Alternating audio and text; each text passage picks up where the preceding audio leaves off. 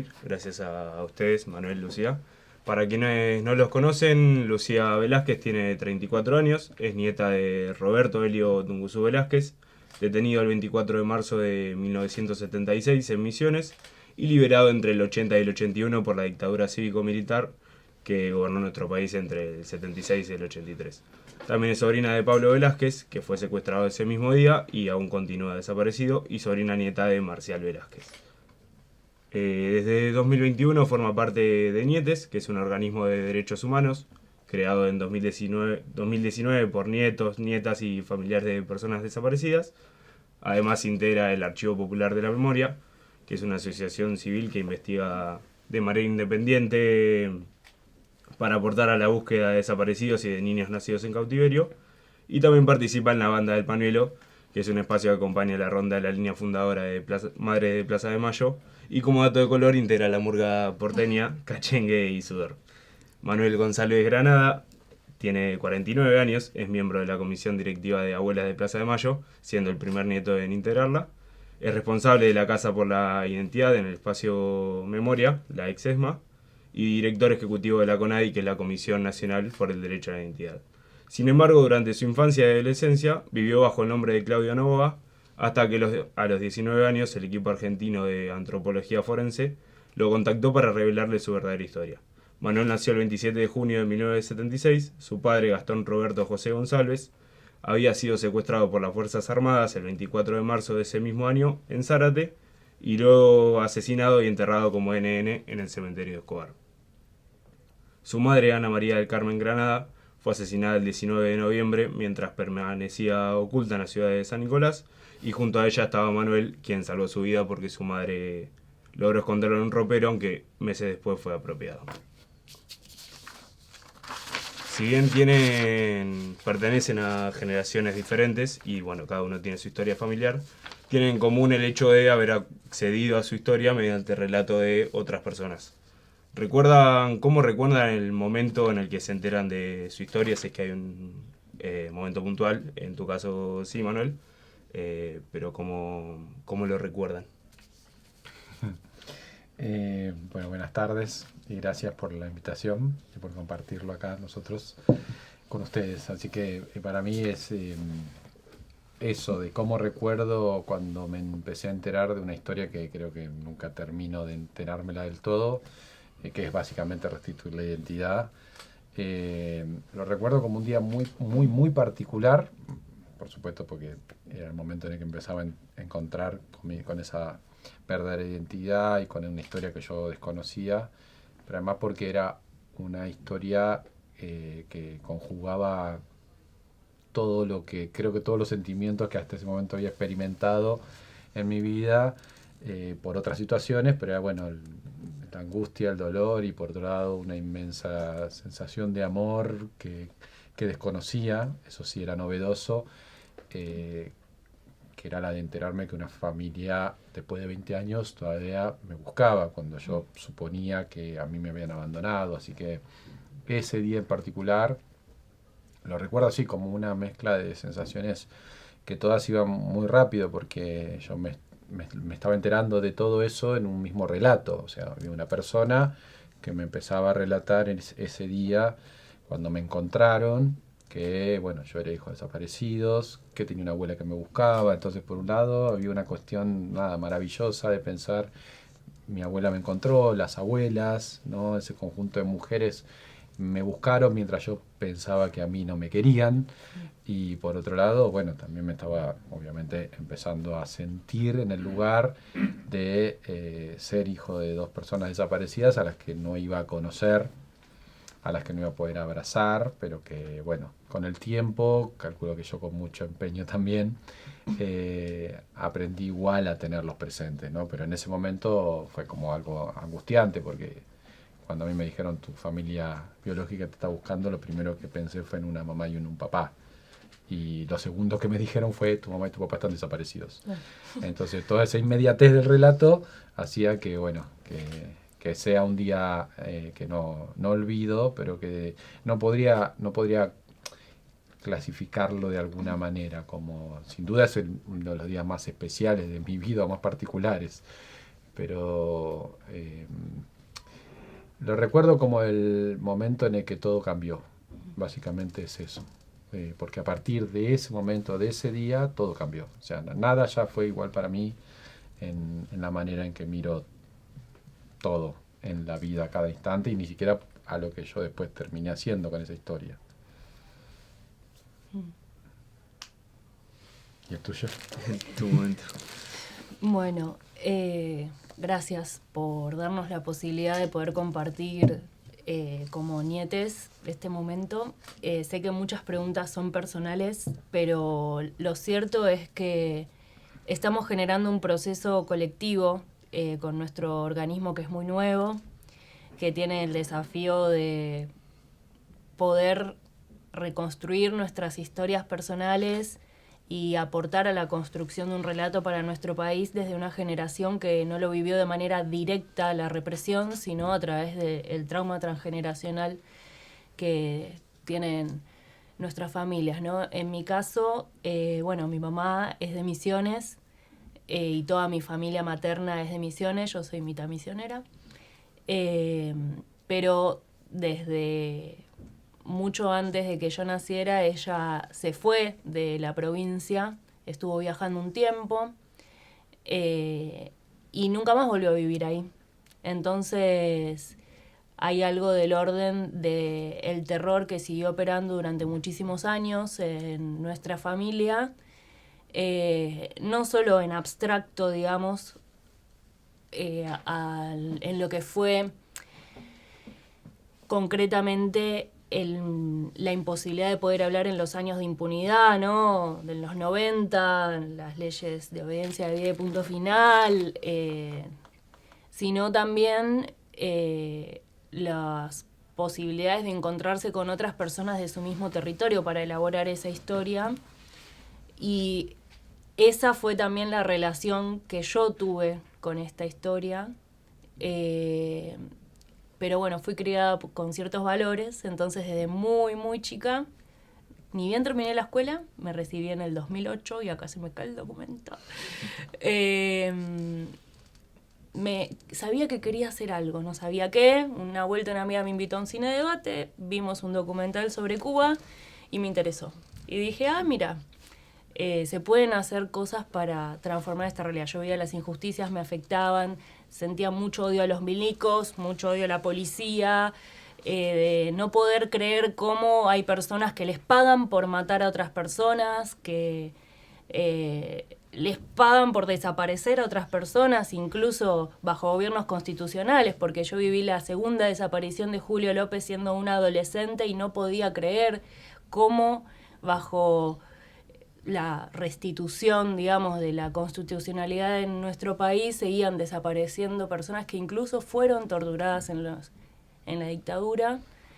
Entonces, bueno, empecé a organizarme en distintos espacios. Al principio era un espacio estudiantil y armamos una agrupación al construir el Centro de Estudiantes de Artes Dramáticas del IUNA en su momento, que ahora es UNA, que fundamos en el 2009. Y luego en el 2011 fundamos una agrupación llamada Roberto Jorge Santoro, por un poeta detenido desaparecido. Y a partir de ahí empezamos a indagar en lo que era esta generación de los 70. Y mi mamá muy de a poco me fue tirando cositas. Y de repente decía, ¿cómo sabe mi mamá tanto de esto? Y a través de los años fue que yo fui entendiendo un poco más, fui estudiando también un poco esa generación, aprendiendo y haciéndole preguntas, cada vez más preguntas, hasta que llegó un momento en donde me dijo que sí, que mi abuelo había sido secuestrado, que estuvo en cautiverio mucho tiempo. No me podía decir tampoco en esos momentos datos precisos. Pasaron muchos años de eso que yo le iba sacando a cuentagotas hasta que un momento me cansé, me fui a Misiones a vivir un año y estuve buscando a amigos de mi abuelo, a amigas, a compañeros, a compañeres que me cuenten un poco más. Y ahí fue que confirmé que no era solo mi abuelo, que él estuvo en cautiverio, pero luego, bueno, sobrevivió. Ahí me enteré que él testificó para todos los juicios de lesa que se hicieron en Misiones, que son muy pocos porque la impunidad es muy grande. Y que, bueno, tenía un tío que está desaparecido el día de hoy, que en ese momento tenía 17 años. Todos ellos integraban lo que era el Movimiento Agrario de Misiones, MAM, donde se organizaban los campesinos, campesinas para luchar por sus derechos. Y que también estaba el tío Marcial, el tío abuelo, que era comunista y que fue fusilado en su propia chacra luego de ser liberado de un secuestro y una tortura.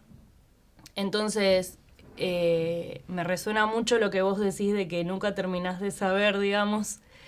Yo no sé si es que nunca se va a terminar de saber, creo que por algo nos organizamos y luchamos también, ¿no? Por la verdad, pero que claramente es una historia que sigue abierta, que sigue viva y que, bueno, por algo tenemos esta necesidad de las nuevas generaciones organizarnos para saber qué pasó, para conocer y para luchar por la justicia, ¿no?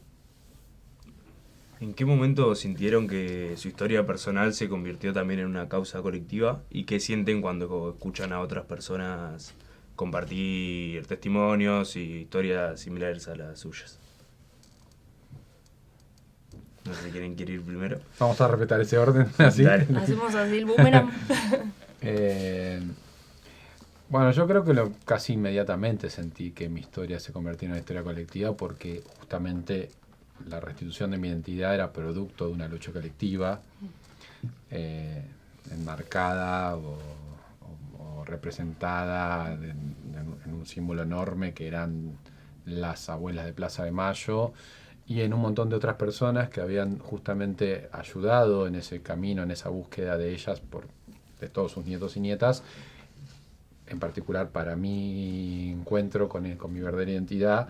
Eran muchas, algunas nunca conocí incluso, pero sé de gente que ayudó en su momento a ellas, a las abuelas, a esa búsqueda. Y entonces, bueno, ya eso yo ya la tornaba colectivo, esa parte de la historia. Y la otra era que, bueno, que mis papás eran parte de esa historia colectiva, de esa juventud que militó, que soñó y que dejó la vida, en muchos casos, durante la última dictadura, ¿no? Entonces, también eso me interpelaba de una manera muy, muy intensa, diría, que no sabía cómo colocarme yo en una historia tan grande, tan inmensa, que además entendía, para esa primera parte de la restitución, que ya está toda escrita, o sea, era, bueno, mi mamá fue esto, mi papá fue esto, lo que a mí me pasó a partir de lo que hicieron ellos. Yo sobreviví gracias a mi mamá y a lo que hizo ella instantes antes de ser asesinada. Mis abuelas, las abuelas, qué sé yo, todo era como, bueno, ya está todo acá, o sea, pero de repente todo era mío, como historia personal, pero era parte de una historia enorme, colectiva, en la que yo me sentía muy, muy pequeño, porque además sentía que no había hecho nada. Y bueno, en realidad eso también me impulsó a que con los años, inmediatamente diría yo empecé a sentir como una interpelación sobre qué hago yo con esto ahora, qué hago yo con saber mi verdadera identidad y con ser el único sobreviviente de ese operativo donde además asesinan a toda una familia, además de mi mamá y a dos niños, un Fernando de 3 años y María Eugenia de 5 años. Entonces era, bueno, soy el único sobreviviente, ¿qué tengo que hacer con ser el único sobreviviente? ¿Qué puedo hacer? ¿Cómo le devuelvo a las abuelas lo que hicieron por mí? Había tantas cosas que siempre me terminaban llevando a que lo colectivo, yo sentía que de alguna manera me abrazaba, pero yo no sabía cómo podía devolver o incluirme en ese colectivo.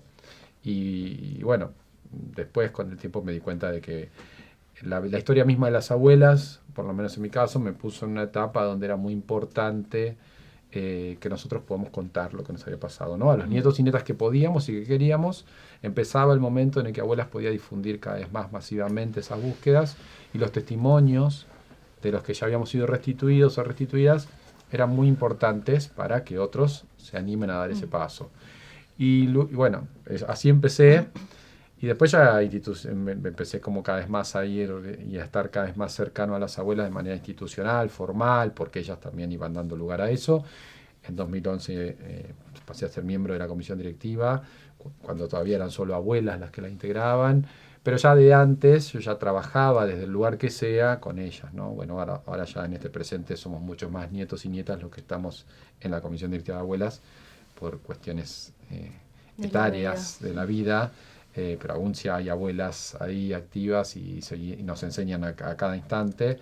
Y bueno, yo creo que lo que mejor me ubicó, más allá de esa parte que era como, bueno, yo entrego todo lo que pueda en esto, en contar mi historia, en donde se pueda, también como un acto de rebeldía, porque en definitiva yo nunca tendría que haber sabido o estaba destinado o a eso habían decidido, intentado que nunca sepa eso que ahora yo podía contar. Entonces, bueno, eso lo tomaba como una cuestión doble, ¿no? Un aporte a la causa de abuelas y también una cuestión de, bueno, yo quiero decir esto que supuestamente nunca hubiese tenido que saber, y gracias a mucha gente lo sé y creo que puede ayudar a otros, y eso fue lo que hice al comienzo. Y después lo que consolidó que lo colectivo sea parte de mi historia personal es el proceso de justicia. Cuando comenzaron los juicios, cuando termina la impunidad, después de que caen las leyes de evidencia y vida y punto final, yo estaba afuera del Congreso esa noche, inmediatamente después fui a ver a mi abuela y le dije, bueno, mirá, vamos a poder empezar a reclamar. Nosotros, los hechos de desaparición de mi mamá y mi papá fueron en distintos momentos, en distintos lugares, distintos responsables, así que sabía ya de movida que teníamos dos causas, no una. Y ella me dijo, bueno, eso ahora te toca a vos. Y yo al principio me pareció extraño, porque dije, ¿cómo convivió tanto tiempo esperando, padeciendo la impunidad y esperando que se haga justicia por su hijo, por su nuera, por la apropiación de su nieto? Mi abuela Matilde, ¿no? Que es la única que yo llegué a conocer, la mamá de mi papá. Y cuando me dijo eso, yo me fui de ahí como un poco así como no entendiendo cómo no quería ser parte de eso, y en realidad después entendí lo sabia que fue, porque en definitiva eso que a mí muchas veces me interpelaba de, bueno, ¿qué hago yo con esta historia? Si ya está, casi todo ya está hecho acá. Bueno, esto no estaba hecho, faltaba el proceso de justicia, que obviamente implicaba un desgaste y una entrega que llevó años, fueron más de 8 años de instrucción, de conseguir pruebas, de que seamos amenazados, o sea, tuvimos secuestros dentro de los testigos, ha pasado de todo, eran momentos muy álgidos, de mucha resistencia todavía de los que iban empezando a ser procesados y que luego en muchos casos terminaron condenados. Y haber transitado todo eso como en representación también de mi abuela y de todas las víctimas que han pasado. Yo siempre entendí que la justicia en estos casos, digo, era un acto reparador para la sociedad toda, no era para mí, no era por mí, ni por mi familia, ni por mi historia, era como, bueno, porque de por sí las personas que son juzgadas en los delitos de lesa humanidad se los juzga por algunos hechos que se pudieron conocer, pero por la gran mayoría de los hechos que han cometido, de los delitos que han cometido y de cuáles fueron sus víctimas, no se puede saber o no se sabe. Se puede saber que seguramente fue también el que hizo, torturó, desapareció a todas estas personas, porque por donde trabajaban, entre comillas, funcionaban ellos dentro del operatorio represivo. Entonces, bueno, cuando se hace justicia, se hace por esas víctimas puntuales que se nombran o por las que se lleva adelante una causa, pero por muchas otras que no sabemos, pero que también pasaron por las mismas manos de estos asesinos. Y eso me hizo, bueno, finalmente consolidar mi cuestión o mi historia personal dentro de un colectivo. Y eso fue además muy, muy importante para contener, para aprender, para sanar, para no sentirte, si no te sentís totalmente especial, porque es, bueno, cuántas otras, yo no tengo amigos a los que les haya pasado algo como lo que me pasó a mí, no tenía referencias sobre eso, y bueno, el hecho de que hayamos aprendido de ellas, en que esto se hace así colectivamente, ¿no? Nosotros buscamos ahora a los otros, entre todos, las abuelas que encontraron a sus nietos siguieron buscando a otros nietos. Bueno, todo eso es lo que no sé si yo lo fui haciendo o se hizo solo o debía ser así, pero creo si tuviera que volver a repetirlo, lo haría exactamente igual, ¿no? O sea, no entiendo esto como algo que no sea colectivo, y entiendo que en particular me toca a mí un lugar que podría haberle pasado a otro, ¿no? O sea, también eso es parte de lo que hay que seguir interpelando en la sociedad, que nosotros somos familiares o víctimas directas de los crímenes de la dictadura, pero esos crímenes atravesaron a la sociedad toda y a veces te tocaba y a veces no, pero en definitiva el daño social y las consecuencias de eso aún hoy en el presente son para todos, ¿no? ¿A vos qué te pasa, Lucía, cuando, bueno, en qué momento, la misma pregunta, sentiste que tu lucha también era la de muchos más y qué te pasa cuando escuchas otros testimonios parecidos? Bueno, por la particular de cómo me fui enterando a través de los años de lo que sé hasta ahora, ¿no? De la historia familiar, fue un poco al revés, como que siempre fue lo colectivo, lo social, el proceso histórico, comprender lo que es un genocidio hacia los trabajadores organizados de la generación de los 70 en todo el país. Y en cuando empecé en la militancia, digamos, que tenía 18, 19 años, teníamos mucha curiosidad también por conocer a las historias de esa generación y de reivindicar a los desaparecidos, por más de que no necesariamente sepa en ese momento que yo también tenía un abuelo que formó parte de esa generación. Y bueno, hacíamos un montón de acciones por la memoria, reivindicábamos mucho también la memoria de Roberto Jorge Santoro como poeta, como trabajador de la cultura y como militante político. A partir de todo eso fue que empezamos a contactarnos con familiares y sobrevivientes que, bueno, tienen un rol muy importante también los sobrevivientes, ¿no? En nuestros procesos de identidad, porque son quienes nos cuentan dónde vieron a nuestros familiares previo a que sean chupados o quienes compartieron celda en el cautiverio y las resistencias que se van dentro de los centros clandestinos. Pero bueno, antes de yo entenderlo como algo personal, lo entendía como un proceso político, social de nuestro país, histórico, y el verdadero proceso de identidad, si se quiere, de entender que era mía también la historia, no solo algo que le había pasado a mi mamá o a la familia de mi mamá, fue cuando estuve en Misiones. Lo cierto es que yo desde el 2016 empecé a acompañar a las madres de Plaza de Mayo, línea fundadora, muy de cerca a Norita Cortiñas, a Mirta Baravalle, quien también formó parte de la Fundación de Abuelas. Al principio escuchando, transitando, sintiendo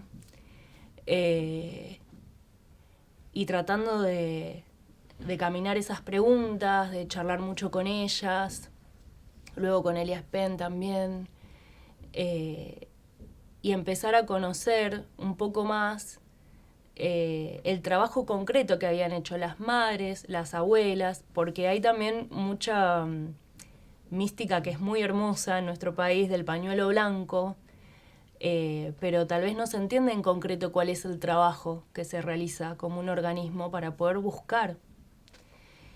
Y transitando esa ronda fui que me di cuenta que, bueno, yo también estaba buscando.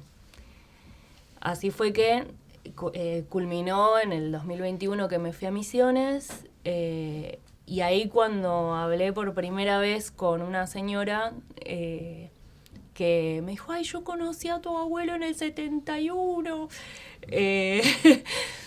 que me empezó a contar historias y me contactó con quienes eran sus compañeros, algunos que eran de militancia y otros que eran compañeros de cautiverio, que compartieron celda, que fueron, bueno, contando un montón de cosas. Ahí fue que pude terminar de tomarlo como algo personal también. Y coincidió con que ese año, de casualidad, por las redes sociales, encontré a Nietes. Hasta ese momento yo no conocía tantas personas de mi generación o más jóvenes que sean familiares, sino algunos muy poquitos con los que habíamos decidido ir a la ronda de madres como para empezar a transitar un proceso. que eran sobrinas nietas, otro que era nieto, otro que era primo. Pero siempre nos pasaba esto, ¿no? Que nuestros padres, madres, sadres, no podían hacer ese traspaso de la historia hacia nosotros. Y como una dificultad en ese sentido, poder conocer realmente qué había sucedido. Y antes, como éramos, no sé, la ansiedad de una juventud más joven que ahora, como que intentábamos presionarles para que nos digan. Y después entendimos que no se puede presionar, que son procesos muy personales también de sanación y que nos tocaba a nosotros hacer ese camino de búsqueda. Y bueno, así que fue que en el 2021, cuando fui a Misiones, conocí a estas personas, me integré a Nietes, que en ese momento era todo virtual porque era la pandemia y no había regionales, entonces estábamos todos juntos, los de La Plata, los de Rosario, los de Córdoba, un quilombo hermoso. Y fue muy fuerte para mí decir, pará, estos pibes son igual que yo. Nietos de la generación de los 70 e hijos de la lucha de la generación de la lucha de los 90. Y bueno, fue muy fuerte para mí eso. Por primera vez sentir que estábamos todos en la misma. Luego en el 2022 regreso a Buenos Aires y con esta apertura, digamos, de la pandemia empezamos a hacer un proceso de regionalización con Nietes, donde nos dividimos por regionales para organizarnos en los territorios. Yo integro la regional Cava-GBA, que somos todos familiares, y en otras regionales está compuesto por familiares y jóvenes militantes de derechos humanos que no son familiares. Y eran muy fuertes las reuniones, porque de repente me encontraba en una mesa con 20 pibes, algunos de 14 años, otros de 20 y pico. Yo me sentía una señora, porque tenía 32, o sea.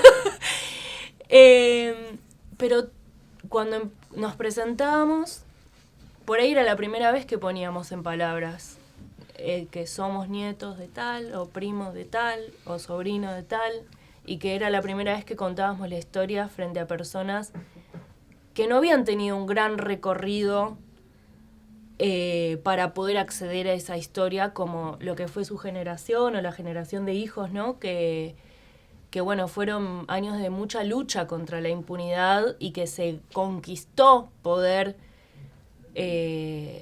reivindicar ese derecho, ¿no? A la memoria, la verdad y la justicia.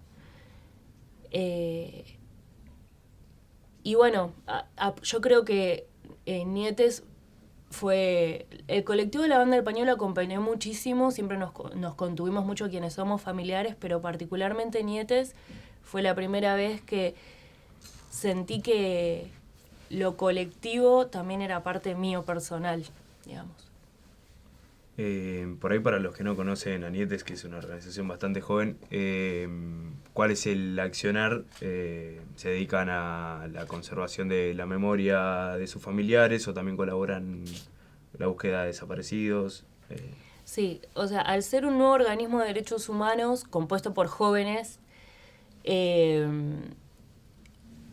y que hoy en día estamos yendo hacia nuestro tercer encuentro federal, ahora el 6, 7 y 8 de diciembre. Estamos, por un lado, estableciendo como las bases del organismo a nivel político, ¿no? A nivel federal, concentrándonos en la consolidación de las regionales, organizando a las juventudes en nuestra regional, particularmente a juventudes que son familiares. Y tenemos como los 3 grandes ejes de trabajo son memoria, verdad y justicia. Respecto a lo que es memoria, bueno, participar acá es una acción para promover la memoria. Damos charlas en escuelas, con sindicatos, en distintos espacios. Damos talleres. También realizamos ciclos de formación política en derechos humanos con diversos ejes desde hace 2 años, donde siempre integramos esas formaciones en alguien que tal vez sea más especialista a nivel académico y alguien que haya vivido ese eje puntual en carne propia, para fomentar esos diálogos intergeneracionales que nos nutran y nos permitan formarnos para encarar hacia el futuro, ¿no? Porque sabemos que, bueno, cada vez son menos, ¿no?, las madres y abuelas que quedan, que son nuestro gran bastión, que gracias a ellas podemos conocer tanto y que tenemos que seguir. Entonces nos tenemos que formar y es un gran desafío para una generación que está acostumbrada a lo inmediato, que le cuesta una perspectiva histórica e integrarse desde lo colectivo. Entonces la formación es un eje muy importante para nosotros en términos de un rearme ideológico, ¿no? De bases políticas y de bases de valores y de una ética. También, bueno, conformamos la comisión de archivo, que es propio de nuestro organismo. En principio estamos encarando realizar el archivo de nuestras propias familias y, bueno, estamos haciéndolo muy, muy lentamente porque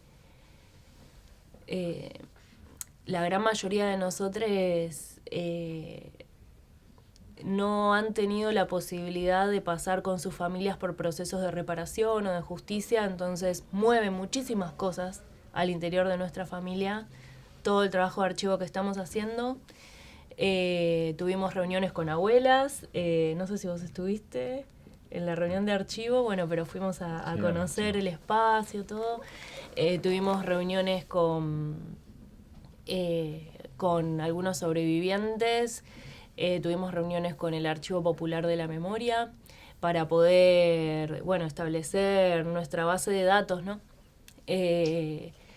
Y bueno, ¿cómo se enlaza esto con la formación? Bueno, porque entendemos que también mi abuelo, mi tío abuelo, el abuelo de cualquier compañero formaban parte de una generación que tenían identidades colectivas muy fuertes y que eran lo que les impulsaban, ¿no?, a tomar las decisiones de vida y de militancia. Entonces, esas formaciones es las que nos hacen entender esas identidades colectivas, el contexto histórico en el que estaban, cuál era la lucha de los trabajadores en los 70, digamos. Sin ese contexto, sin comprender esas identidades colectivas, no podemos comprender nuestra propia historia. Entonces, enlazamos lo que es la formación política con el trabajo de archivo, que en principio es interno, no es algo que lo vayamos a publicar hoy en día, pero sí tenemos en perspectivas poder que eso sea un aporte hacia la verdad en nuestro país. Y bueno, después con el eje de memoria y de verdad, también participamos en lo que son colocaciones de baldosas a nivel territorial, intentamos ayudar a que se promuevan eso por las asambleas barriales. Ahora impulsamos una campaña de Votá con Memoria para que en las próximas votaciones se empapelen todas las escuelas con las caras de los desaparecidos, sus nombres, si se sabe, sus identidades colectivas, políticas, militantes. Lo estamos coordinando con todas las asambleas territoriales de PBA y Capital que pudimos. Y bueno, después respecto al eje de justicia, estamos acompañando juicios de lesa humanidad. Intentamos de a poco ir formando un ámbito de consulta jurídica para poder ver cómo a futuro seguimos realizando los juicios. Más allá de la impunidad biológica de los genocidas, no son solo genocidas los milicos que picañaban a las personas, también los responsables económicos, también los responsables eclesiásticos. Digamos, es hay que ir, digamos, por la verdadera reparación, ¿no? Que es que todos esos tipos mueran en cárcel común perpetua y efectiva, y que también podamos continuar luchando por esos sueños, ¿no? Manuel, recién contabas que impulsaste los juicios de lesa humanidad contra las personas culpables del asesinato de tus padres. ¿Cómo fue ese camino? Entiendo que fue uno de los primeros juicios de lesa humanidad. ¿Estaba tan institucionalizado como ahora o fue algo mucho más complicado impulsarlo? No estaba institucionalizado como ahora. Fue un camino muy movilizante, primero porque, bueno, si bien se venía viendo que eso era una posibilidad, que en algún momento suceda, ¿no? A partir del envío del pedido de derogación de las leyes y demás, y todo ese proceso en el Congreso. Bueno, cuando finalmente eso sucedió, era entrar en algún punto en un camino en el que nunca sabíamos dónde iba a terminar, hasta dónde iba a llegar, aun cuando estaba establecido que, bueno, se había iniciado el camino de justicia. La verdad es que fue en particular en los casos en los que yo intervine como querellante y declaré como testigo, no solo en esas dos causas, después tuve en otras, pero en la que tiene que ver con el secuestro, desaparición de mi papá y el de mi mamá. Cada uno de ellos tuvo situaciones muy particulares. El de mi papá o el de los dos, en realidad la causa, porque en principio empezaron juntas en el mismo juzgado, hubo una discusión de la jurisdicción, porque habían cambiado las jurisdicciones desde el momento que habían sucedido los hechos a lo que son hoy, ¿no? Entonces las competencias de qué juzgado correspondía que tome la causa, en particular en la que era la causa de mi papá, no la quería agarrar nadie, porque tenía entre uno de las personas que nosotros estábamos inculpando, y ya habíamos conseguido pruebas para llevarlo a la justicia, y que él ya haya puesto un abogado, aunque después iba a la televisión a la noche y decía yo no tengo ninguna causa abierta. Estaba Luis Patti, que en ese momento ya había tenido una carrera política, había sido intendente y en particular en esos años se había convertido en diputado nacional. Así que tuvimos que ir al Congreso no una vez, sino dos veces. La primera para que nos jure, y la segunda fue porque a partir de que él no juró, el juez de instrucción de la causa entendió que él entonces no tenía fueros, lo detuvo.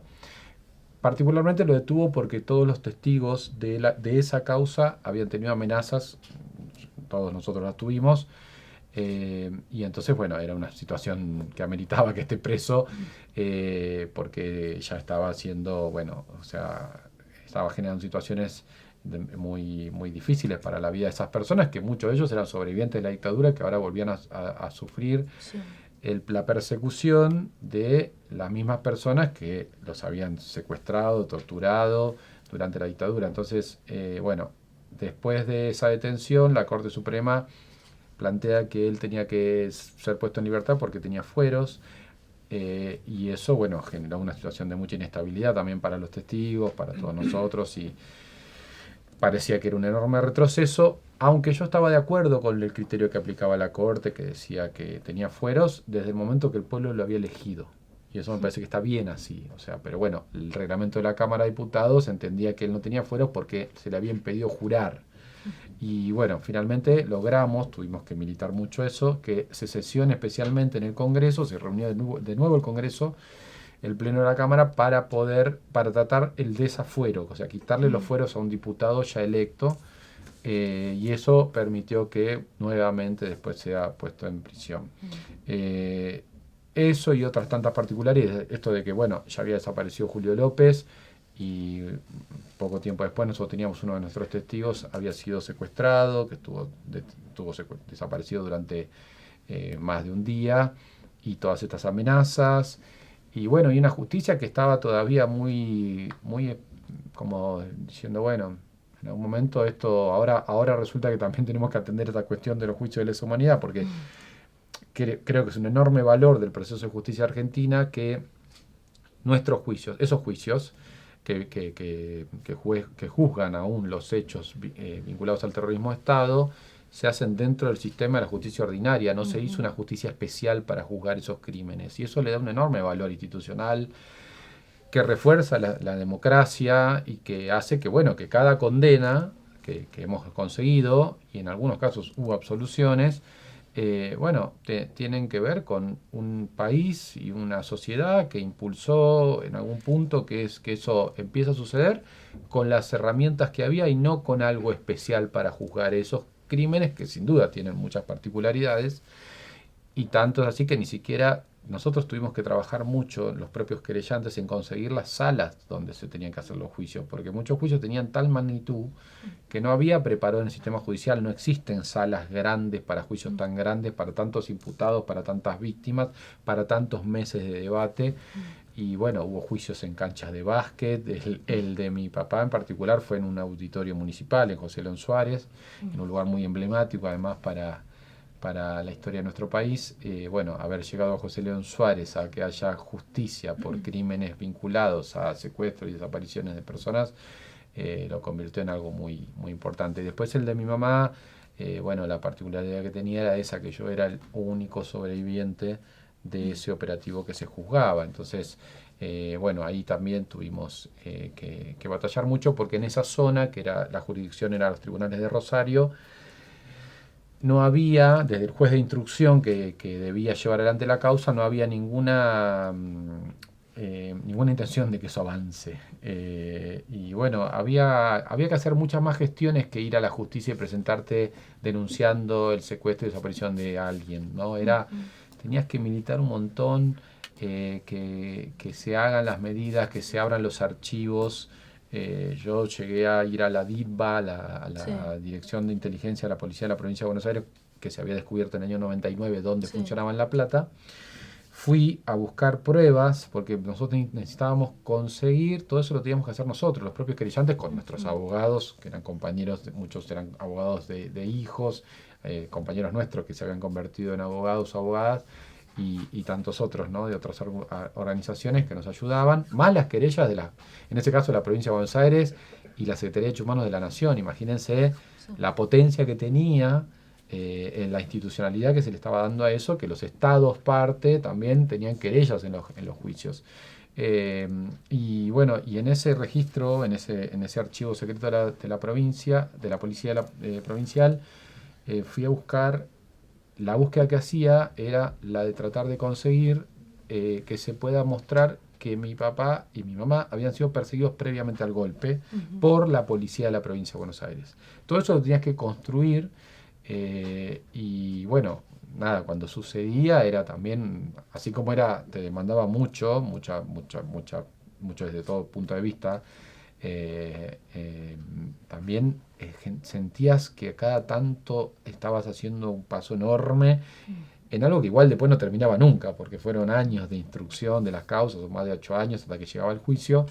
Pero bueno, haber conseguido esa tarjetita en el archivo secreto de la provincia, de la policía provincial, que ahora está todo informatizado, en ese momento eran cajoncitos de madera con fichas, con tamaño un poco más grande que una tarjeta personal, donde aparecía el nombre de mi papá, las siglas de ese y otras siglas que vos tenías que empezar a saber, a entender qué era eso. De ese era delincuente subversivo, la organización a la que pertenecían, todo. Esa ficha te remitía a una carpeta.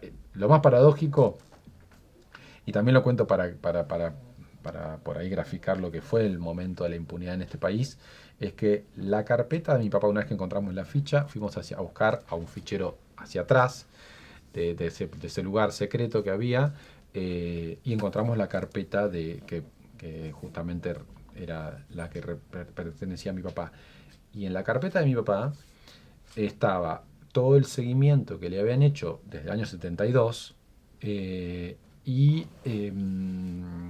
llegado el golpe, había información de lo que había sucedido también. Y luego, en el año 96, en el cementerio de Escobar, cuando van a hacer en la parte de atrás, que todavía tenía espacio para poder hacer una sepultura, los sepultureros van y cavan y encuentran que había restos en un lugar donde en los registros del cementerio no había nada, supuestamente. Bueno, hablan con la directora del cementerio y la directora del cementerio, los directores del cementerio o directoras, su jefe es el intendente. Va a hablar con el intendente y le dicen, mirá, tengo este problema, o sea, abrimos una sepultura y abajo ya hay restos que no están documentados en el cementerio, eso no está. Y él dijo, no, bueno, no, dejalo, no, seguro son de perros, o bueno, dejalo, usalo igual el espacio. Y esa mujer, con mucha valentía, se presentó en la justicia. En ese momento había impunidad. Y un juez tomó la determinación de ir al lugar y, bueno, llamar al equipo argentino de antropología forense, que se abre ese espacio, y al final era una fosa común donde había 4 cuerpos. Uno de los restos era el de mi papá. Y el intendente era el intendente Escobar, que es Luis Patti, que luego, muchos años después, terminó siendo el primer crimen, o sea, el primer caso que se le pudo imputar para que tenga cadena perpetua fue el secuestro y desaparición de mi papá. Así que bueno, esa era la instancia en la que convivías con los genocidas todavía yendo a la televisión. O sea, nosotros íbamos a la mañana, teníamos audiencia en la fiscalía, estaba el abogado de Patti y a la noche Patti estaba en televisión diciendo, yo no tengo ninguna causa abierta, y lo decía con impunidad. Yo estaba en mi casa y me desesperaba. Y esta cuestión de la persecución, ¿no? O sea, de hacerte saber que ellos estaban ahí, que todavía estaban sueltos y que estaban siguiéndonos, ¿no? Bueno, yo creo que ahí hubo un enorme compromiso de mucha militancia de los sobrevivientes, que tuvieron que volver a contar lo peor que les pasó en su vida, pero lo hicieron con una convicción que, bueno, las amenazas no fueron suficientes como para parar ese proceso. Y así que, bueno, visto a distancia y lo que vino después, no, esa primera parte fue era como todo muy, muy por hacer, y en eso, bueno, también era muy crudo todo, ¿no? También, pero sin duda esas primeras causas fueron la base para todo lo que vino después, porque de hecho muchas de las pruebas producidas en las primeras causas sirven aún, y sirven todavía como prueba para los juicios siguientes, porque bueno, van apareciendo nuevas víctimas, pero ya lo producido en las causas anteriores es importante, ya sienta precedentes, los funcionamientos de los centros clandestinos, los circuitos represivos, todo eso fue algo que bueno, se iba descubriendo a medida que avanzaba la instrucción de las causas, ¿no? Sí, que se sigue descubriendo, ¿no?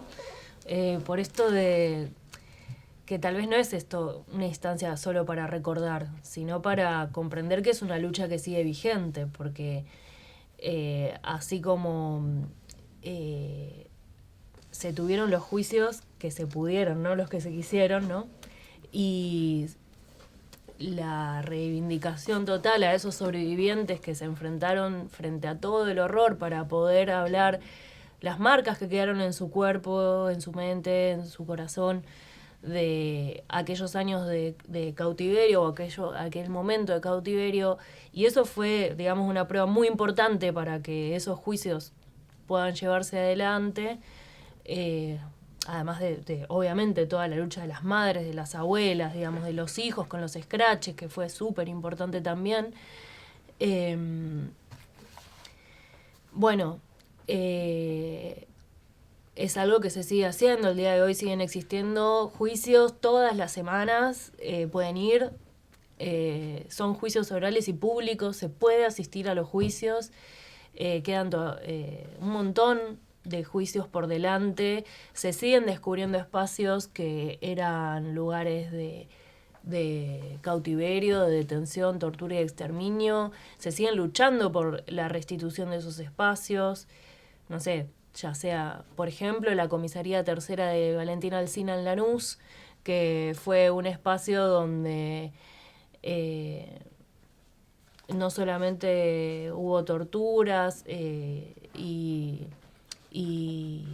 cautiverio, sino que también hacían como el blanqueo, digamos, de algunos sobrevivientes que los pasaban, digamos, ya a lo que es el ámbito del PEN, para después algunos largarlos, y hoy sigue funcionando como comisaría, como fue en su momento el Pozo de Quilmes, como fue en su momento el Pozo de Banfield, y que, bueno, ese espacio en Valentina Alsina era parte del circuito CAMPS,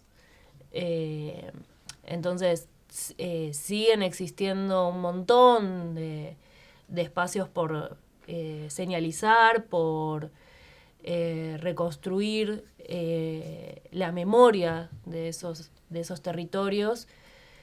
La impunidad también se expresa en que así como hoy en día se pudieron acceder a los archivos del DIPBA, por ejemplo, pero hay un montón de archivos que no se pueden acceder todavía al día de hoy.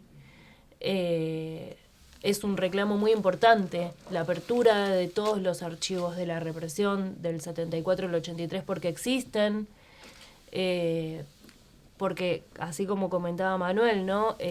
Había un operativo de inteligencia previo al golpe y la represión comenzó por bandas paramilitares con la creación de la AAA previo al golpe. Y eso también es algo importante a comprender que no son solo delitos de lesa humanidad que abarcan del 76 al 83.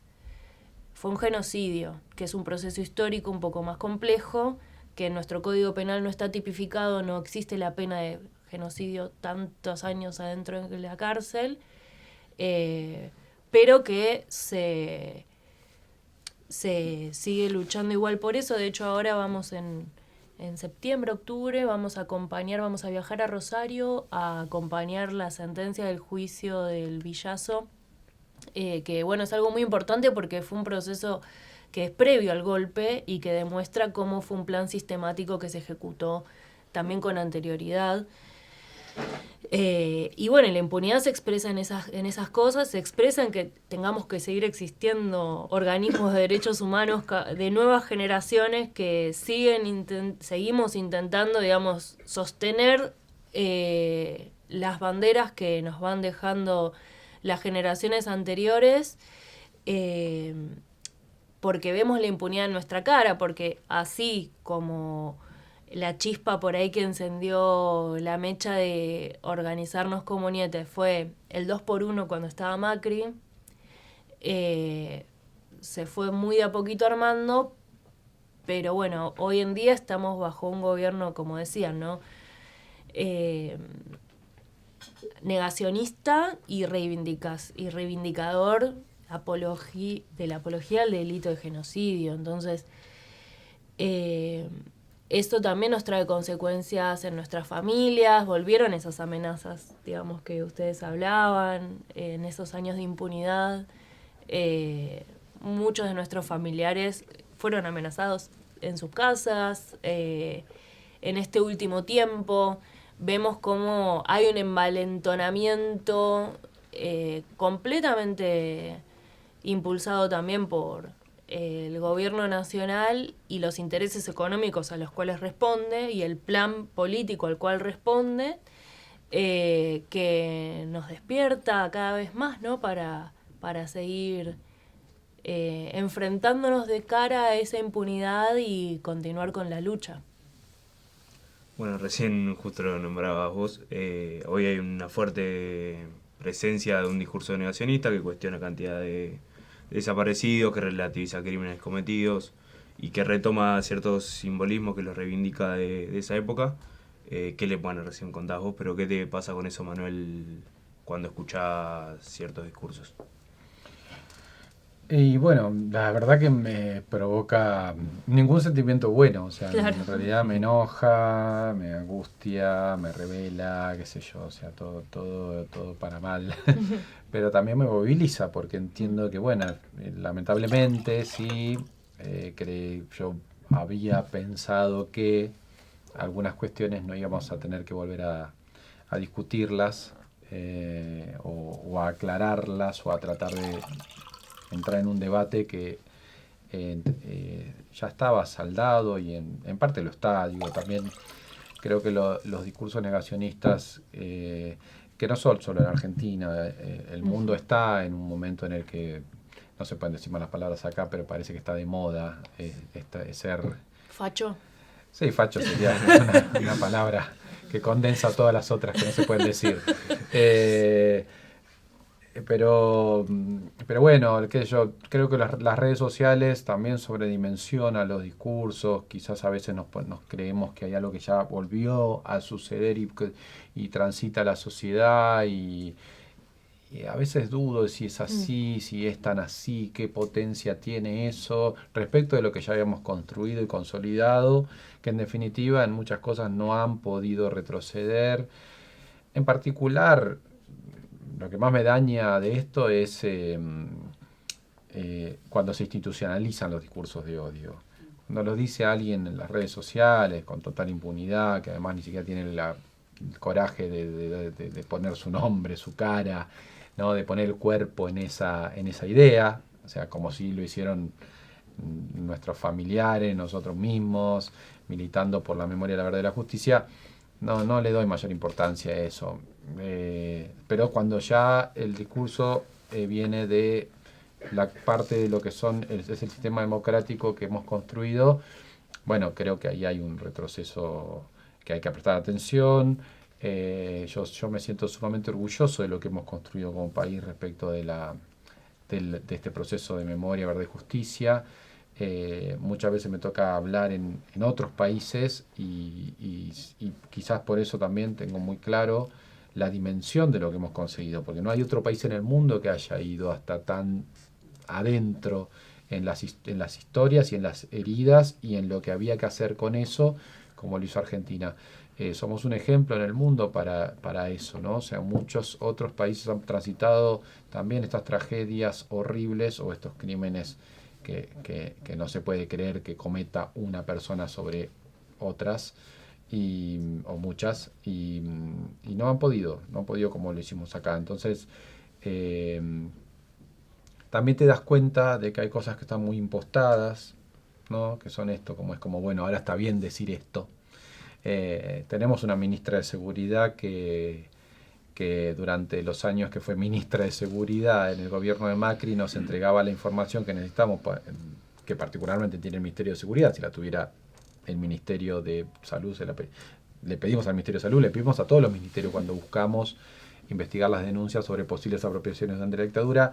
Bueno, la ministra de Seguridad durante esos 4 años que fue ministra del gobierno de Macri nos entregaba la información y ahora no nos la entrega diciendo que es una locura que nosotros pretendamos acceder a esa información, que eso pone en riesgo la seguridad nacional y todos esos discursos que uno dice que bueno, que hemos hecho para merecer esto, ¿no? O sea, para que tengamos gente con esa capacidad de ir para allá, y si necesito ir para allá, voy para allá, y que todo sea lo mismo, en la misma función, un par de años después dice totalmente lo contrario que ella afirmó durante otros 4 años.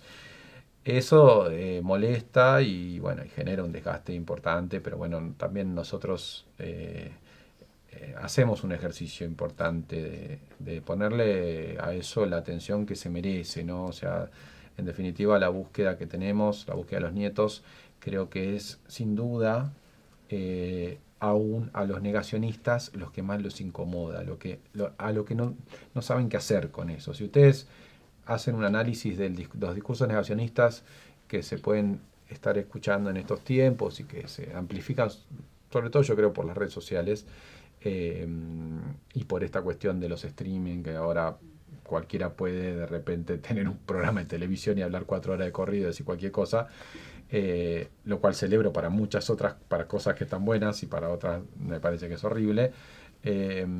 Bueno, ahí el robo de bebés no se menciona.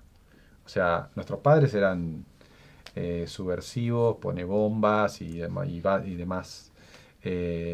Y hasta estuvo bien lo que hicieron con ellos, pero robarse bebés no saben cómo ponerlo, ¿no? ¿En qué agenda se pone eso? Que eso estuvo bien. Y creo que ahí está la potencia también de Abuelas, y por eso Abuelas se incomoda tanto, y por eso tiene estos ataques cada tanto del gobierno muy claros, o de algunos funcionarios del gobierno muy claros sobre Abuelas, porque la restitución de la identidad de una persona, que fue un niño, un bebé apropiado durante la dictadura, y que se le restituye la identidad en el presente, es, y siempre lo fue, para mí la condensación de todos los crímenes de la dictadura. O sea, porque ahí hubo secuestros, torturas, desaparición, robo y ocultamiento y apropiación de un menor. O sea, hay por lo menos, al menos 3 víctimas directas de la dictadura y bueno, sin contar todas las otras personas dañadas a través de eso, ¿no? Y la perpetuación de ese delito, porque el robo de bebés es un delito, o la sustitución de la identidad de una persona es un delito de acción continua, o sea, no se termina nunca, hasta que vos no encontrás a esa persona y le restituís su verdadera identidad. Y en este caso, y en estos tiempos, eso no es solo sobre esa persona, en muchos casos es sobre esa persona y sobre sus hijes. O sea, porque también la transmisión de esa identidad falsa se va perpetuando de generación en generación. Así que tiene tanta vigencia eso y es tan fuerte lo que Abuelas construyó a nivel social, político, respecto de esa búsqueda, con una amorosidad que a veces hasta a mí me cuesta entender, ¿no? Porque uno dice, con lo que nos han hecho, que hayan pensado tan estratégicamente, que hayan sido tan perseverantes, que hayan construido políticas públicas. Argentina tiene políticas públicas para buscar a los desaparecidos. Los bebés robados durante la dictadura, los nietos y nietas de las abuelas, son personas que están desaparecidas, están en condiciones desaparecidas. Nosotros no sabemos dónde están, ni qué pasó con ellos, y en algunos casos incluso hemos encontrado y resuelto casos que habían sido asesinados. Pero hasta que no se los encuentra, no se sabe la verdad, las familias angustiosamente los buscan todos los días. Entonces, creo que eso es mucho más fuerte que cualquier palabra que alguien pueda decir, porque tenemos también la facilidad de decirlas en cualquier lugar, y en pos de la libertad se dicen cosas que no tienen mucho sustento cuando después los hechos son estos, ¿no? Si vos digan lo que quieran, pero la verdad, si nosotros encontramos una persona, ahora hace pocas semanas, en los últimos 7 meses encontramos a 3, que son personas que tienen 46 años, 47 años, y que se acaban de enterar en su vida que son bebés, que habían sido bebés robados durante la dictadura y que lo que construyeron en su vida estaba basado sobre no una mentira, sino grandes mentiras, ¿no? Porque ellos crecieron en familias que creían que eran sus familias y que su mamá y su papá y lo más preciado que uno tiene, por lo menos en una gran etapa de su vida y a veces en toda la vida, que es la familia, fue una familia que se lo apropió, que le mintió, que le ocultó, y el sufrimiento y el amor de la familia que lo buscó nunca cesó y por eso lo seguimos encontrando. Bueno, cuando eso llega, todo lo otro que se dice yo creo que queda minúsculo, pero no hay que dejar de prestar atención porque lamentablemente también estas cuestiones van haciéndome ya, ¿no? De vez en cuando me preocupo y de vez en cuando digo, no, bueno, no es para tanto, o sea, esto en algún momento va a volver a estar claro como lo estuvo durante muchos años, y quizás también hay un error nuestro de interpretación de que eso ya estaba saldado, y no es tan así. O sea, en todas las sociedades hay una porción de gente que cree que está bien que alguien venga y tome las armas y el poder, y mientras que no lo mate a él ni le toque a él nada, a mí no me pasó, y seguramente él algo habrán hecho, que funcionó durante la dictadura y se sostuvo tantos años. Bueno, también permite eso, ¿no? Esa porción de la sociedad que mira para otro lado, no se involucra, si no me pasa a mí no es tan importante, o si a mí me está pasando algo es por culpa de otro, así que lo tiene merecido. Bueno, eso sigue estando, o sea, y en eso sí hay que estar atentos, o sea, por eso también es tan importante poder transmitir la historia, poder pasársela a las nuevas generaciones, porque bueno, a veces se ve la tentación de, bueno, si algunas cosas las resolvemos así, si un gobierno democrático empieza a, de a poco, ¿no?, subirte a la vereda, de a poco detenerte sin ningún tipo de motivos, de ir coartando las libertades en pos de la libertad, bueno, eso es muy peligroso, eso sí lo veo como un enorme retroceso. Lo que se diga, me preocupa más lo que se hace. Eso de que... Perdón, dale vos. Sí. Puntualmente, bueno, como nosotros estamos mirando hacia las juventudes, ¿no? Vemos que ahí tal vez es el punto más débil en esta construcción de la memoria a nivel social. Porque muchas personas mucho más jóvenes tal vez nacieron y ya existían juicios de lesa y ya se habían caído las leyes de impunidad y supuestamente ya estaba todo resuelto. Bueno, nosotros vemos muy críticamente eso, no creemos que está todo resuelto, sino que fueron conquistas del pueblo que tienen sus avances y retrocesos de acuerdo a cómo se va generando esa disputa.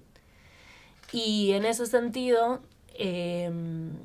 vemos que donde más pregna ese discurso es en las juventudes.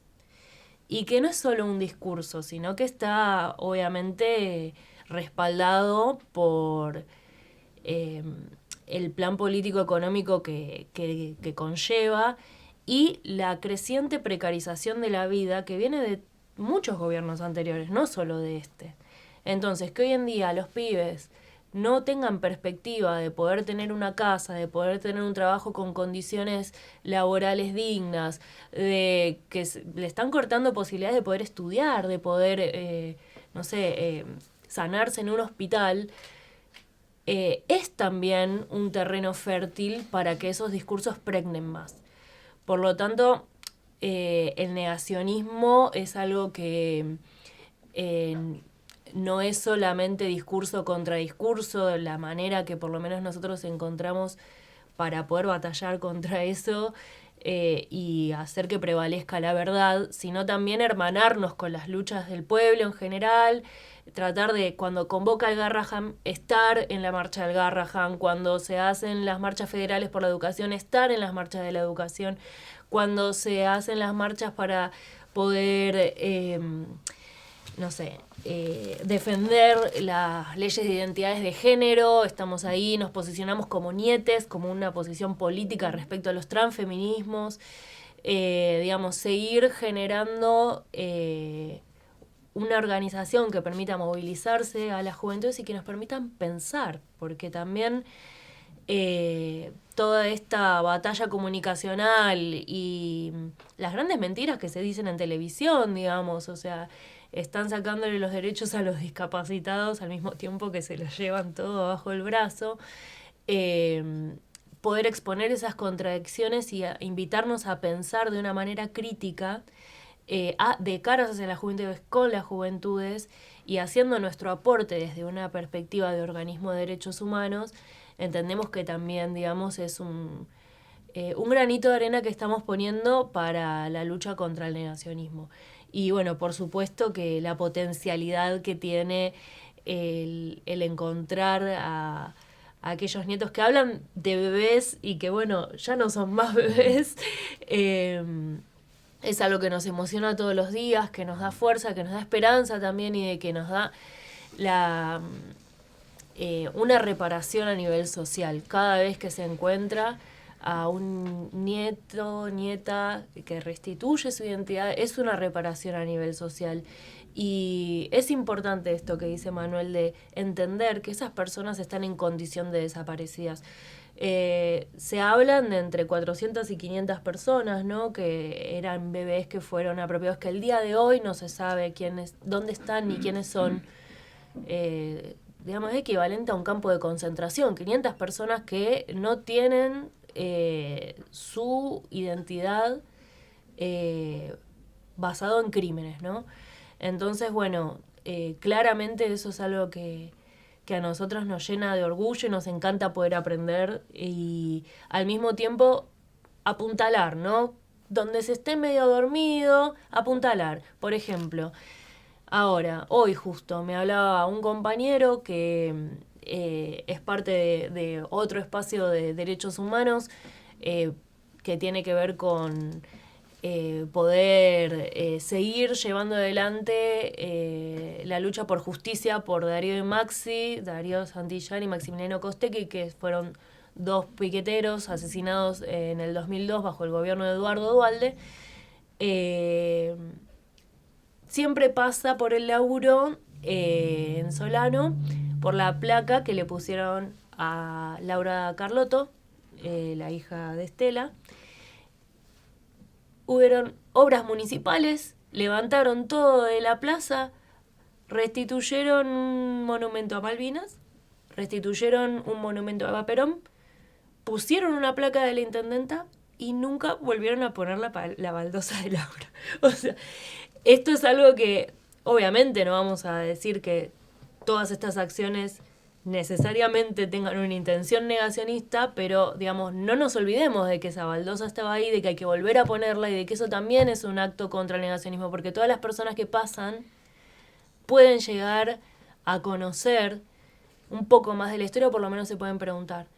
Y así como es importante esa baldosa, es importante todas las baldosas, cada una de ellas y en todo el país. Y acá también hago una salvedad de comprender todo muy cabacéntrico. Esto es un plan sistemático que se dio en toda América Latina y nosotros estamos hablando de al menos poder restituir esas identidades en nuestro país. Y en las provincias es mucho más difícil lograr estas cuestiones. Entonces también, bueno, ¿cómo podemos aportar a fortalecer estos procesos en las provincias que no son Buenos Aires? Eso también es muy importante.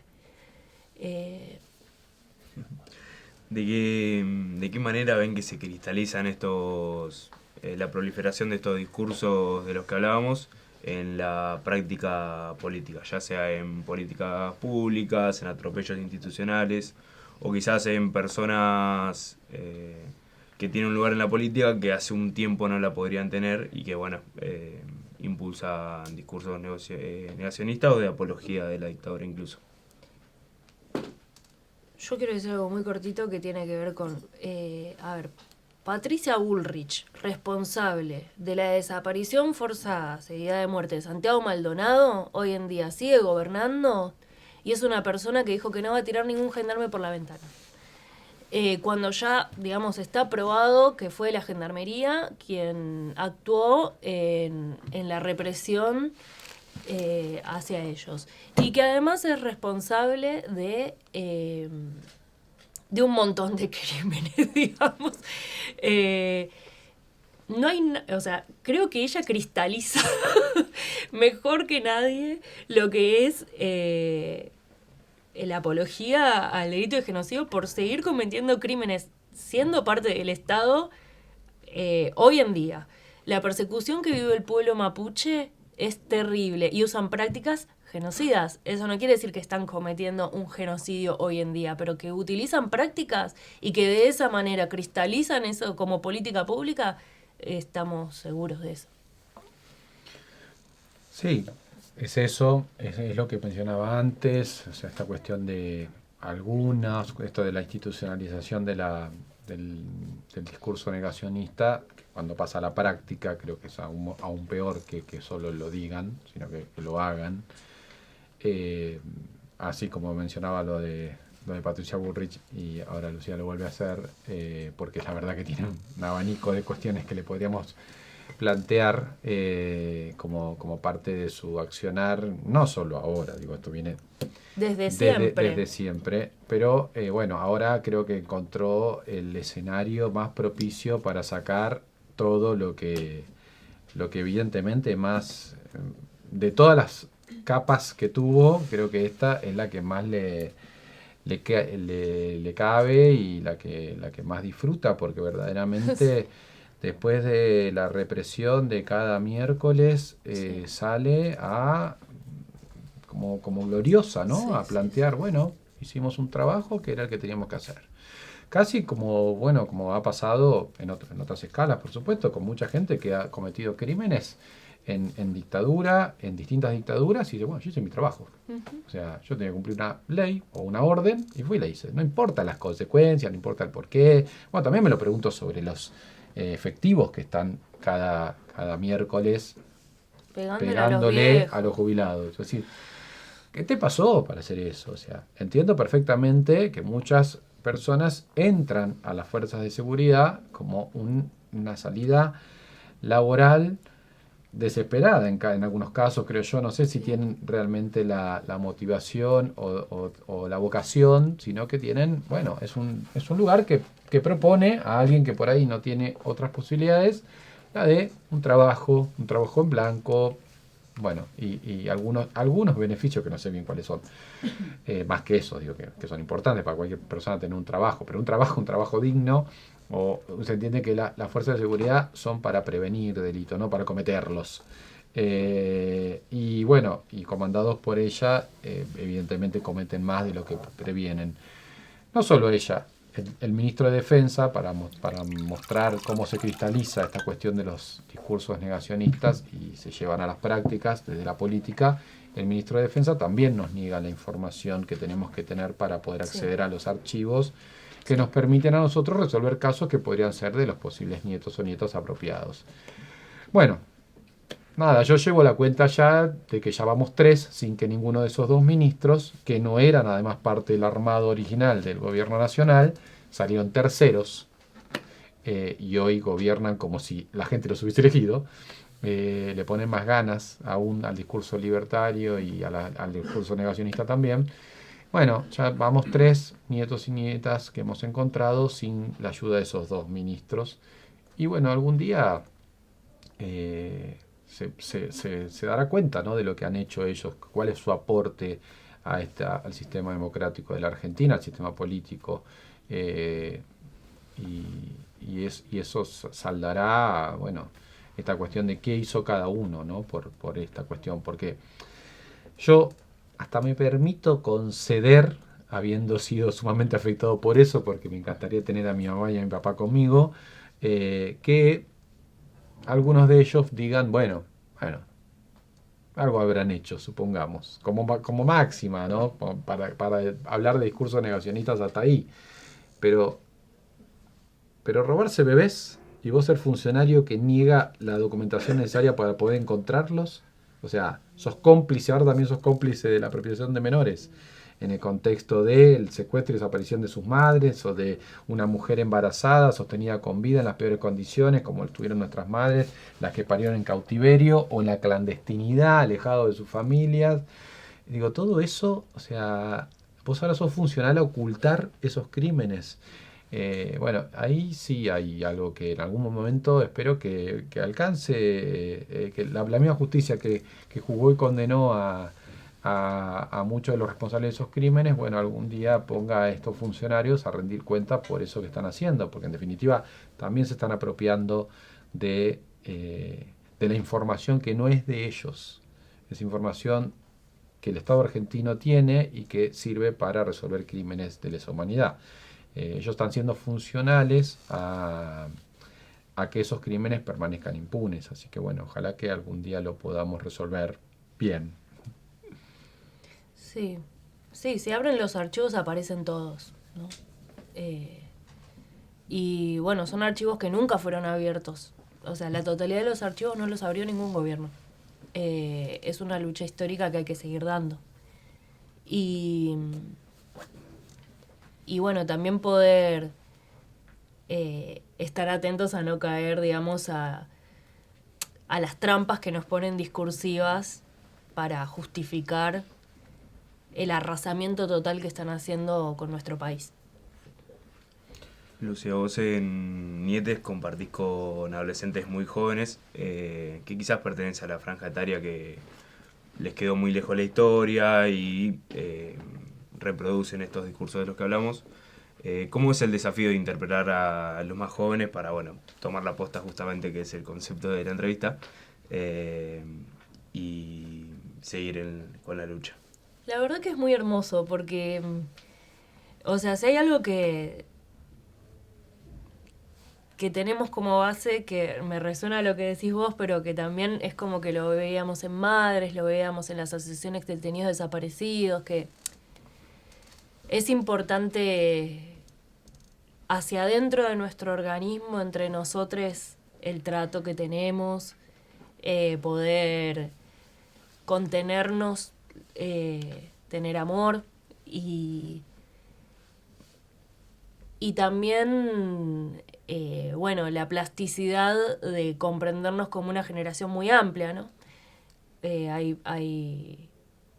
Hay pibes que podrían ser mis hijos. Pero bueno, el dar el espacio para hablar, para explorar las preguntas, para acompañar a las búsquedas, para comprender los procesos históricos. Eso es, creo, lo que permite que cada vez más jóvenes se incorporen a la regional y que encuentren un espacio donde poder transitar todo esto de una manera amorosa. Porque, bueno, es crudo, ¿no? Todo lo que sucedió es crudo cuando se dan cuenta de que, bueno, por ahí no está su abuelo en esta mesa por esta historia, y encontrarse con un espacio que abraza, no que expulsa. Costó construirlo, pero hoy en día nos sentimos muy hermanades y eso es lo que permite poder generar ese diálogo, que también es un poco intergeneracional hacia el interior nuestro, pero que bueno, por ahí ocupamos distintos roles, algunos generando estos espacios, otros tal vez solo transitando, otros transitando y generando, y intentando que cada uno pueda encontrar desde dónde aportar para construirlo. Y que eso también pueda ser escuela, ¿no? Eso creo que es algo que nos permite tener esta amplitud generacional, que nadie se sienta que no puede hacer nada con lo que tiene, sino que todos tienen un espacio, e intentar que el espacio que encuentren esté vinculado a lo que les gusta también, porque, bueno, generar un camino de pasión con esto. Que la pasión sea también lo que mueva y lo que impulse, y no solamente el odio y la bronca que nos genera la impunidad, sino también esa vuelta, ¿no? Que tiene que ver con el encontrarse con la historia de nuestros abuelos, familiares, que era una pasión que tenían para organizarse, por construir un país y un mundo, ¿no? Donde no haya explotación, donde haya real justicia para el pueblo. Extiendo la misma pregunta a Manuel. ¿Cómo ves el desafío de interpretar a los más jóvenes hoy en día? Creo que el gran desafío es cómo metemos dentro de un sistema comunicacional que es muy dinámico, que ha cambiado mucho además en los últimos años, un relato que necesita de tiempos que hoy ya no se usan para la comunicación ni para la atención de quien tiene que recibir eso, ¿no? Entonces, sobre todo para estas historias que necesitan de la reflexión, de poder desarrollar, bueno, puede contar una historia de vida en un TikTok. O sea, es muy difícil hacer eso, condensar esto, transmitir conocimiento con un mecanismo que hace que todo tenga que tener una inmediatez, de que los primeros 10 segundos tienen que ser muy importantes, porque si no, pasa.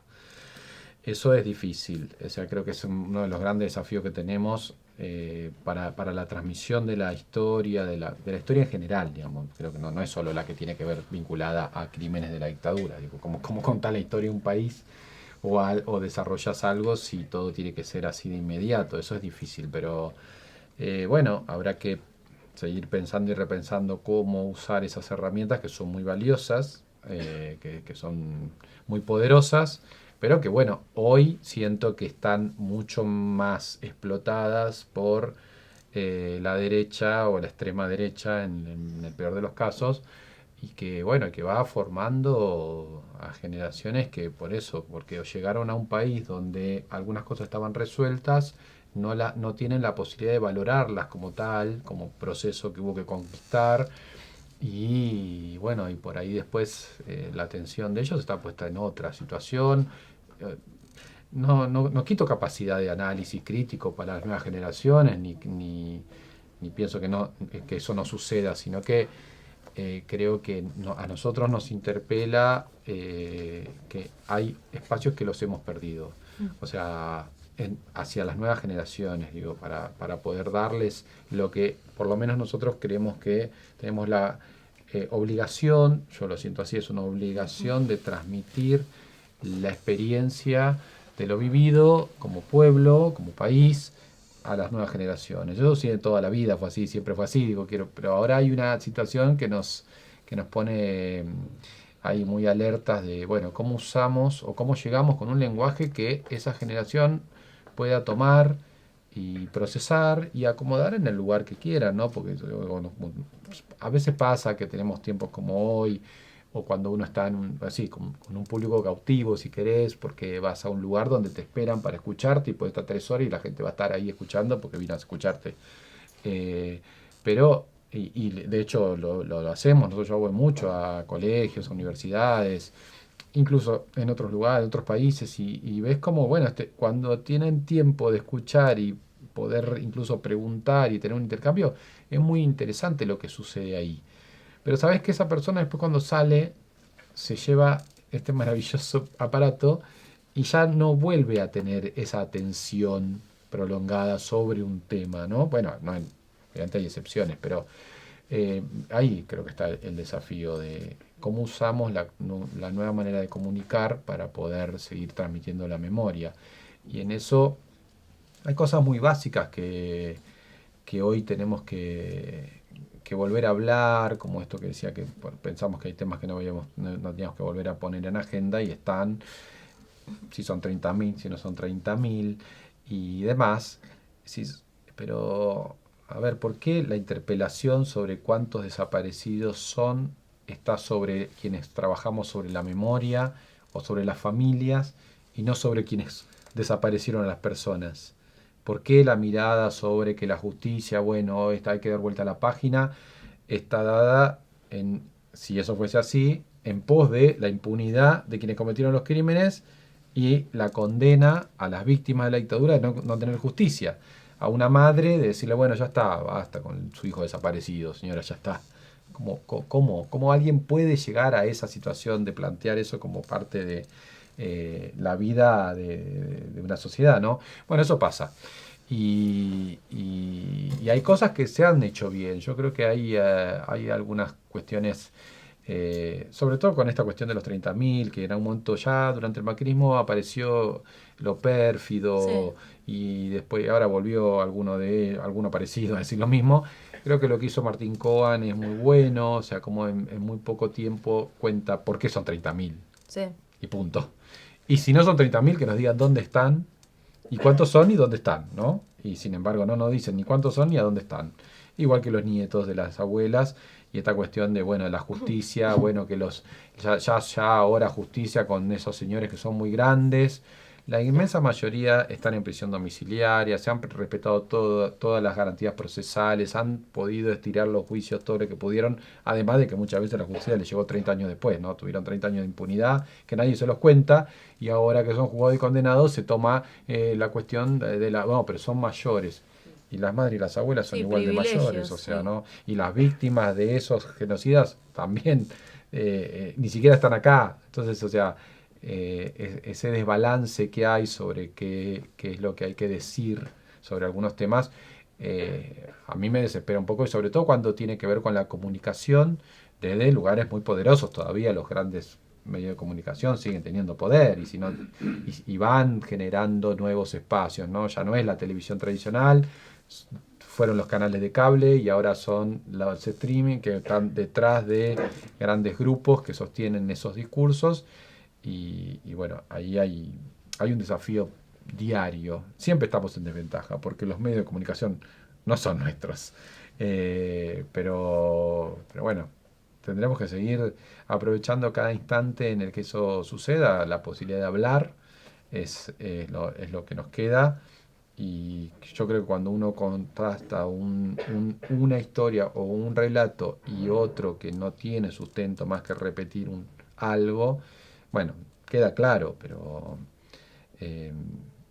falta un montón. La verdad que cada día la tecnología avanza y nos interpela para bien también, ¿no? Las abuelas supieron usar la tecnología para bien, siempre para el bien, desde el avance de la ciencia hasta la comunicación. O sea, siempre fueron usándola, ayornándose a los escenarios que fueron pasando en estos más de 4 décadas de historia de ellas para buscar a esos nietos. Bueno, seguramente van a seguir apareciendo oportunidades de también nosotros amplificar eso, ¿no?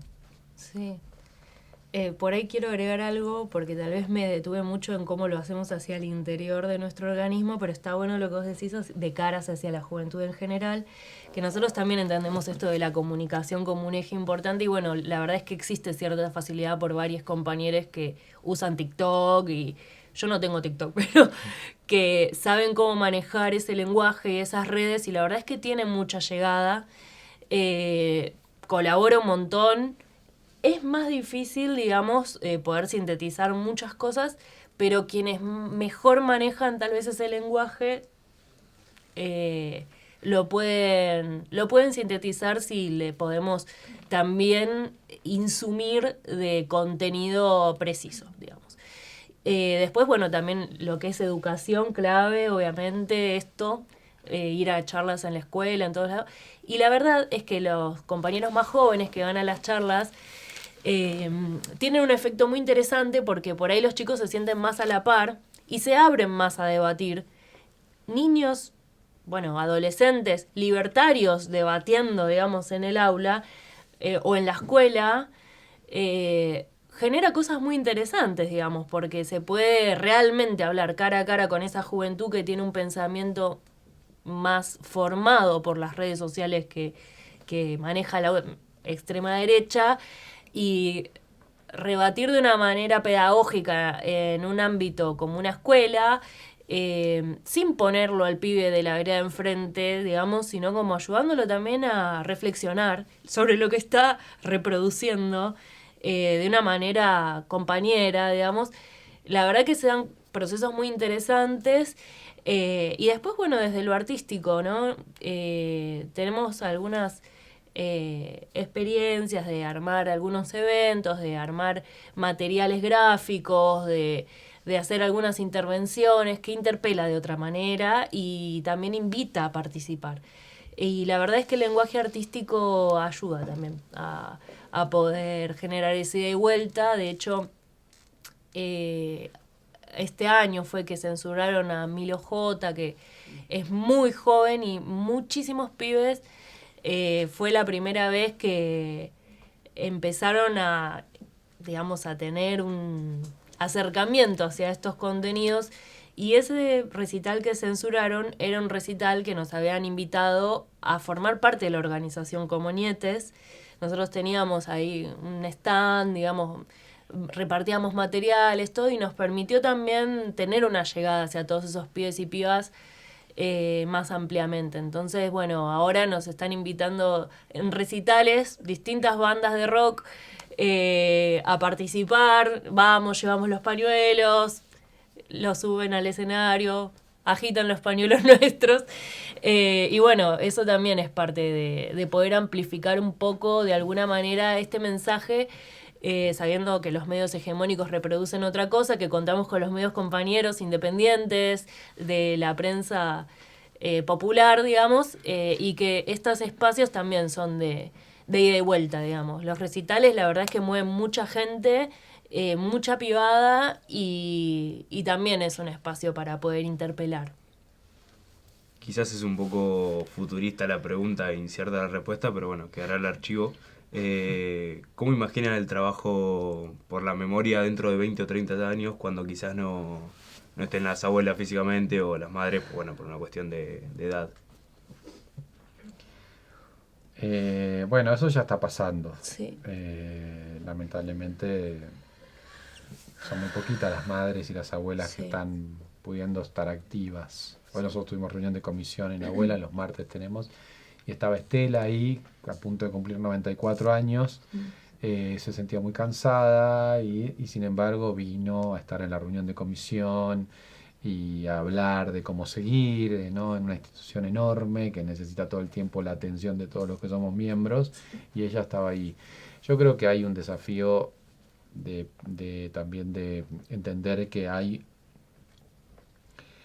a haber un momento para esto, para ese cierre, ¿no? Donde no van a estar las madres y las abuelas, no las vamos a poder reemplazar nunca. Nosotros podemos en todo caso haber aprendido de lo que ellas construyeron y nos tocará, es difícil responder a cómo va a ser porque no sabemos qué escenario nos va a tocar. Exacto.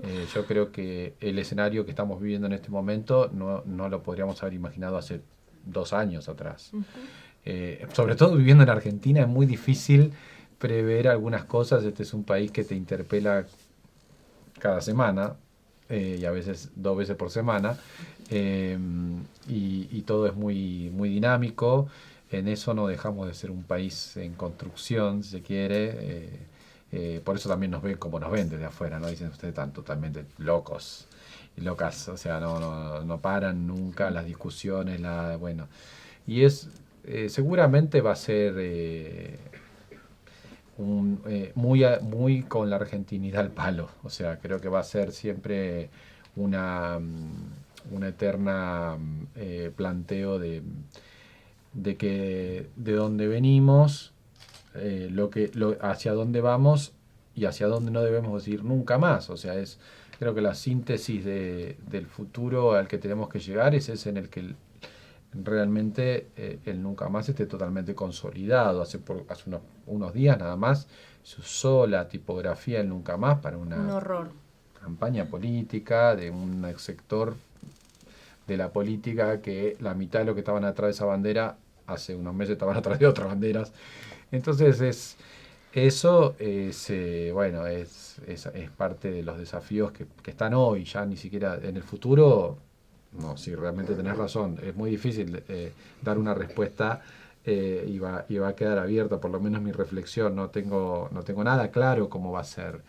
Lo que sí tengo claro es que siempre, y también quiero aclararlo por respecto a las nuevas generaciones, uno ve cómo se renueva algo que va transmitiéndose de generación en generación, que es este compromiso de las personas que pueden pensarse dentro de un colectivo, ¿no? Dentro de una sociedad, dentro de un grupo, dentro de una militancia, o no, pero siendo solidarios con el otro. Eso es algo que está en nosotros como seres humanos, ¿no? Hoy se ve mucho más lo otro, se muestra mucho más el horror y el odio que el mundo está cultivando para muchas cuestiones que nos pasan. Pero sigo apostando a que los seres humanos, o sea, somos más los otros, ¿no? Somos más lo que si alguien necesita algo lo vas a ir a ayudar y en un momento vas a transformarlo en tu causa para poder ayudar a ese otro a que tenga una vida mejor, ¿no? A que haya una dignidad de las personas pasando por este mundo donde todos tengamos posibilidades las mismas y ojalá que el futuro nos encuentre en ese lugar, en el de haber vivido una dictadura tan horrible, tan feroz, tan intensa que, como decía, todavía sus crímenes están vigentes y que, bueno, el paso de estos últimos 15 años con el proceso de justicia seguramente va a decantar en algo.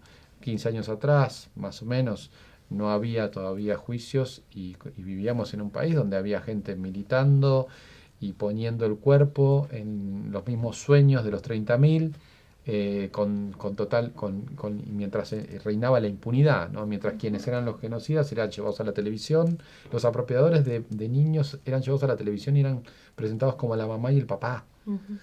A las abuelas se las interpelaba y les decían que eso que estaban haciendo estaba mal, que iban a dañar a esos bebés, a esos niños, que ya tenían amor, que tenían una familia que los había cuidado, los había dado de comer, los había mandado al colegio. Y las abuelas diciendo eso no es amor, ¿no? Y todo eso, bueno, pasó y lo convirtieron en otra cosa y seguramente la dinámica de este país nos va siempre a estar interpelando. Así que el futuro, supongo que tranquilo nunca vamos a estar. O sea, siempre vamos a tener que estar luchando por algo. Y eso está bien. Creo que no en esta última conferencia, sino en la anterior, Estela Carlotto, la presidenta abuela, dijo qué lindo que es envejecer luchando. Y entiendo que esa es la mejor síntesis de los que elegimos pasar por la vida tratando de hacer algo bueno, ¿no? Algo bueno para todos. Sí, futurología no podemos hacer. No creo que haya carta de tarot que nos pueda decir la respuesta, pero sí es eso, ¿no?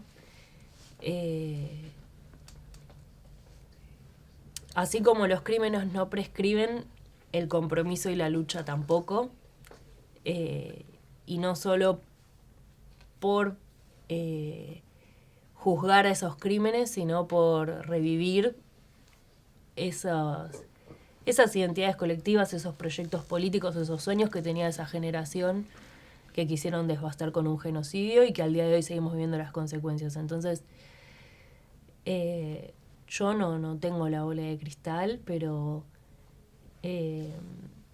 sí, por lo menos apunto y apuntamos colectivamente en un montón de espacios, no solamente los organismos de derechos humanos, también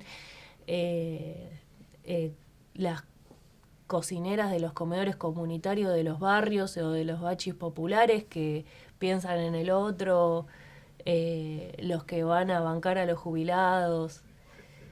Reconstruir el tejido social ya nos da una base para poder pensar en la posibilidad de un futuro mejor. Y creo que eso empieza con lo que hacemos hoy, cada día, cada uno de nosotros, en cada lugar en donde estamos. Bueno, ya para ir cerrando, enfrente tienen muchos jóvenes, me incluyo. ¿Qué mensaje le darían a ellos justamente para incentivarlos a tomar la posta y continuar con la lucha por la memoria?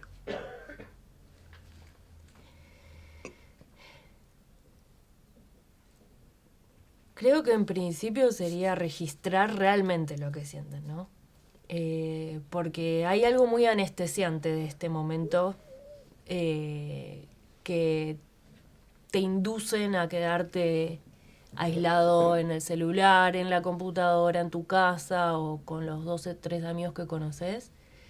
Pero hay una intuición que todo el mundo tiene sobre la injusticia. Que esa intuición no viene de la nada, viene de la realidad. O sea, estamos viviendo permanentemente injusticias. Bueno, darle pelota a eso. El cuerpo habla y genera esas alertas. Y que cuando esas alertas se escuchen, se den lugar y se compartan. Y que cuando se compartan con otros, tal vez te das cuenta de que no solamente lo estás sintiendo vos. Eso es un poco salir del cascarón, ¿no? De a los que nos tienen habituados. Y bueno, de no quedarse con un discurso que viene armado. Apuntar siempre a la curiosidad, a querer saber más, a no quedarse quieto esperando una solución o una respuesta. Trabajar el sentido de la voluntad. Eso es algo que creo que hoy en día para la juventud actual, digamos, es como muy importante.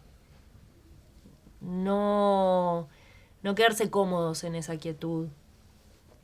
Y animarse a acercarse a otros espacios, a hablar con gente, a conocer experiencias de organización.